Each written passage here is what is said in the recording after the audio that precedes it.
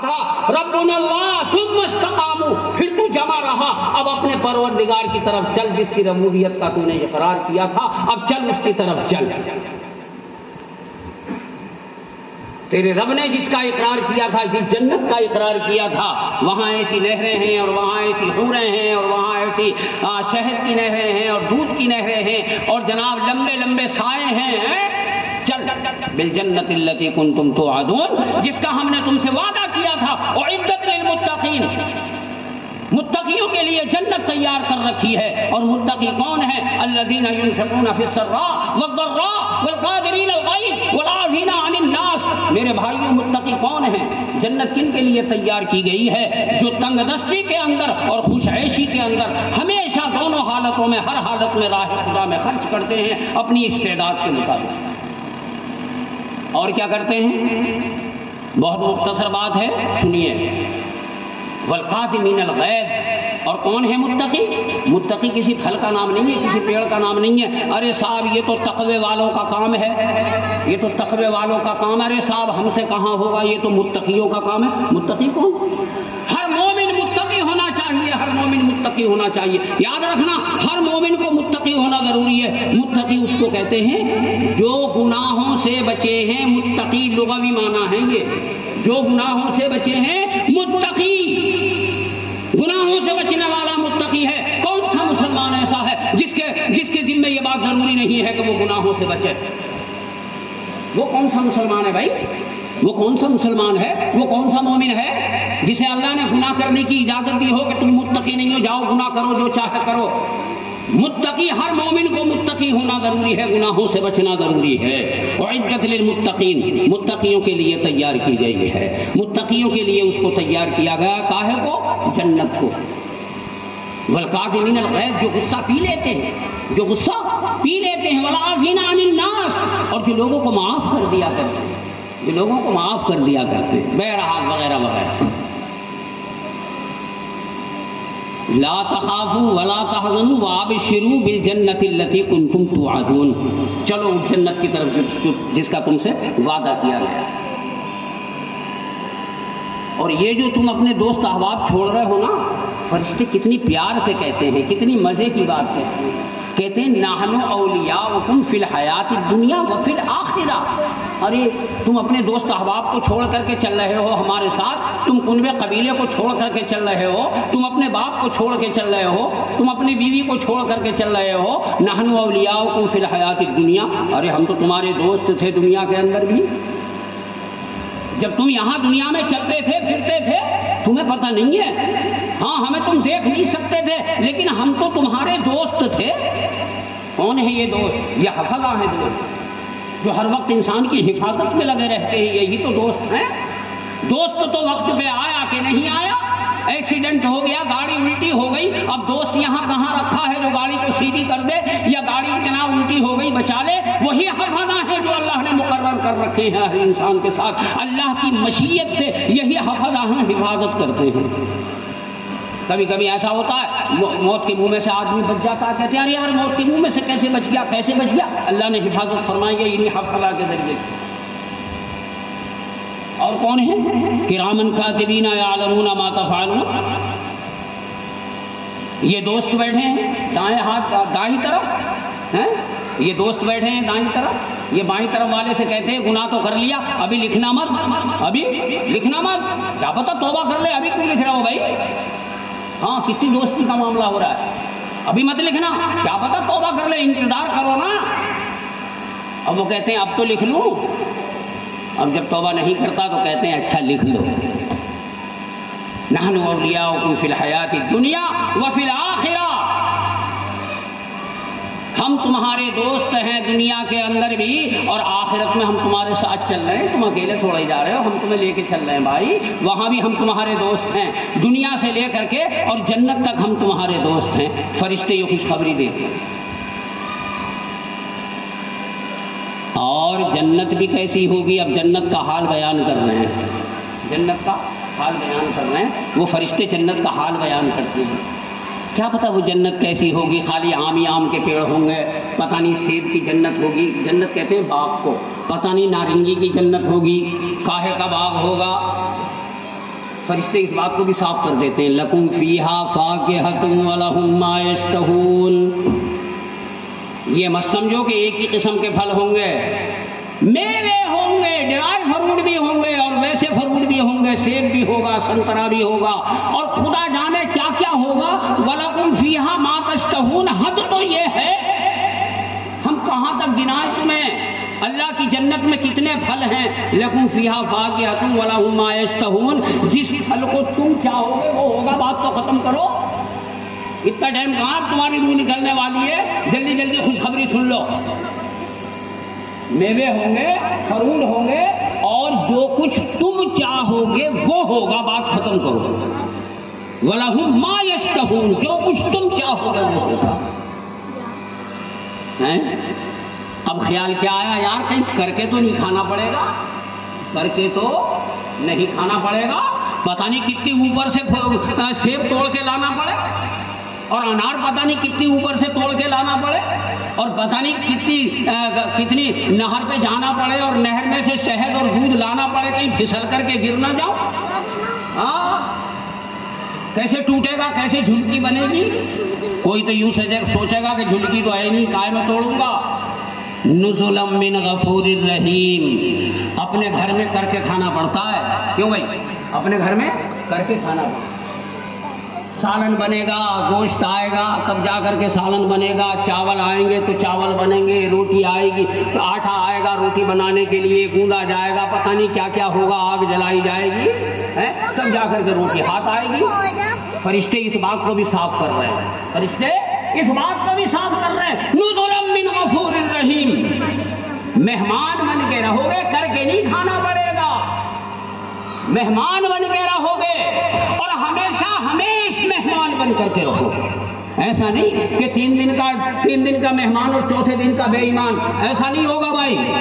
ساری پوری ہمیشہ رب کے مہمان رہو گے. نزلا من غفور الرحیم. مہمان رہو گے. مہمان کر کے نہیں کھاتا ہے. اول تو بغیر کہے پانی آ جاتا ہے. کیوں بھائی؟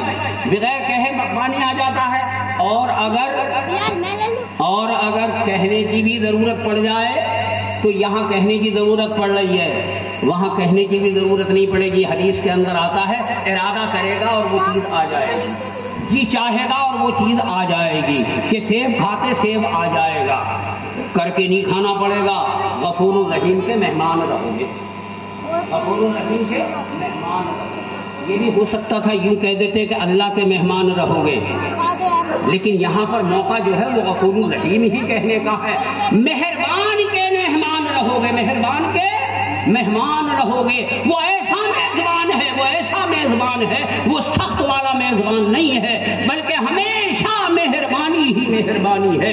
ہمیشہ مہربانی ہی مہربانی ہے. نزلا من غفور الرحیم. غفور الرحیم کے میزبان مہمان رہو گے.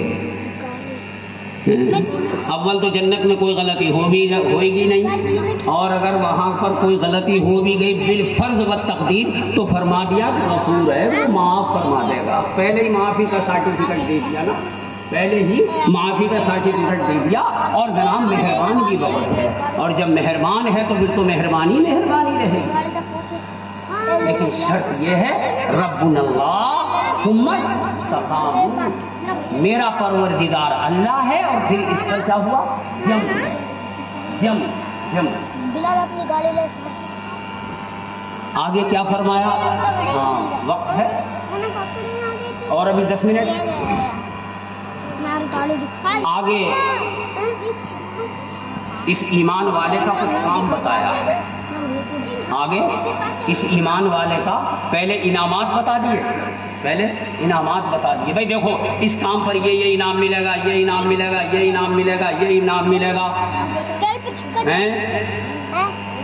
اور پھر انعام کے لیے کام کیا کرنا پڑے گا؟ ایسے تھوڑی مفت میں تھوڑی معاملہ ہے.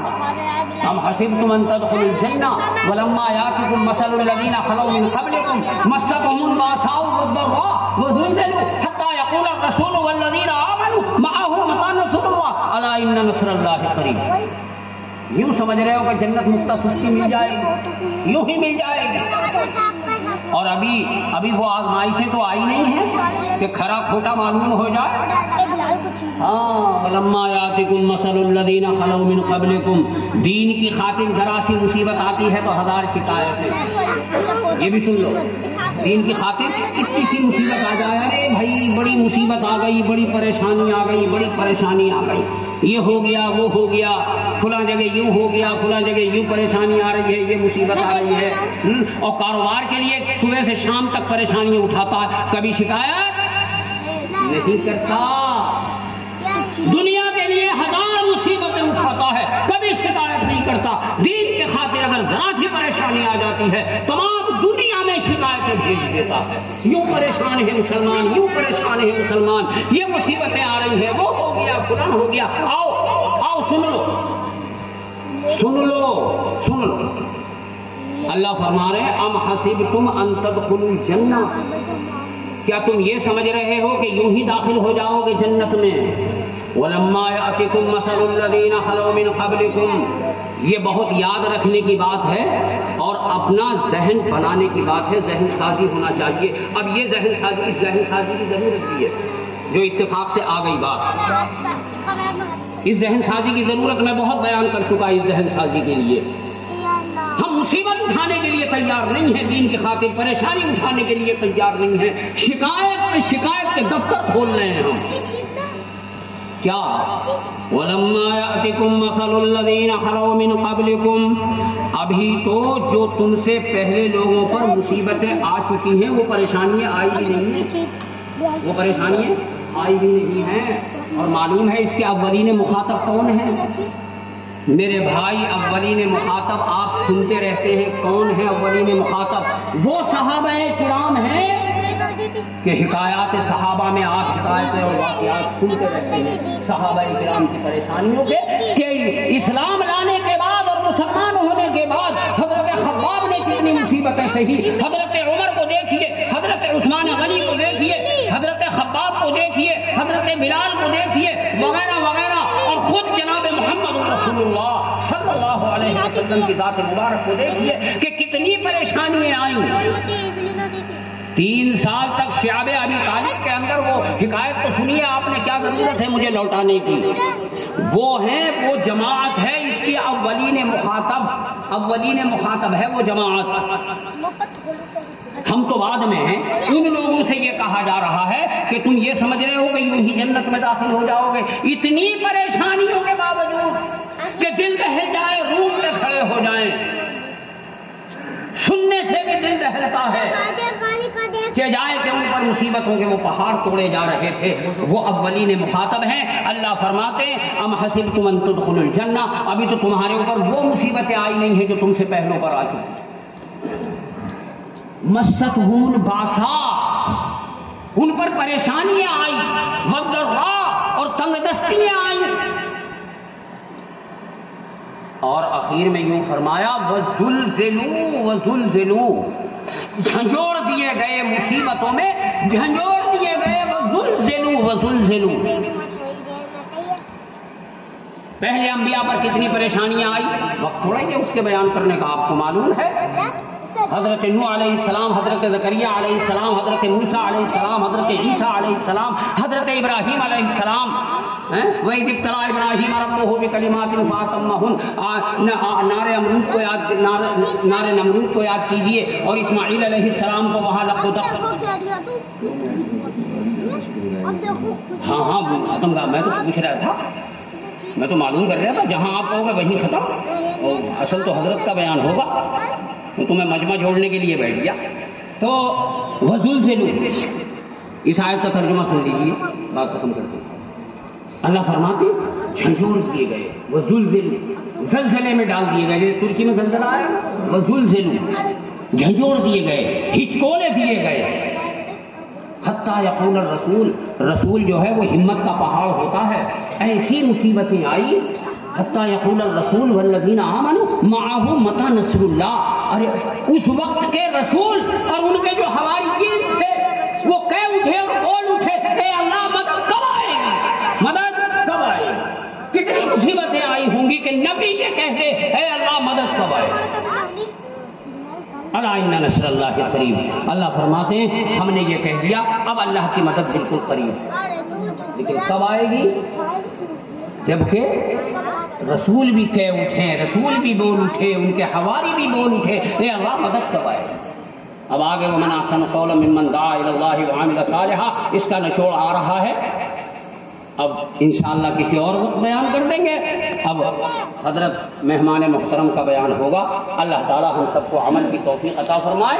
اور دین کے خاطر یہ ذہن سازی ہے کہ دین کے خاطر ہر مصیبت کو اٹھانا سیکھو، ہر مصیبت کو اٹھانا سیکھو، ہر پریشانی کو اٹھانا سیکھو. خدا جانے کیا ہو اور کیا نہ ہو، کیسا زمانہ آئے اور کیا آئے، اور اس حدیث کو یاد رکھو. اللہ کے رسول علیہ السلام نے فرمایا اسلام سے مت پھرنا، ایمان کا سودا مت کرنا، چاہے تم کو قتل کر دیا جائے یا تو آگ میں جلا دیا جائے. اللہ تعالی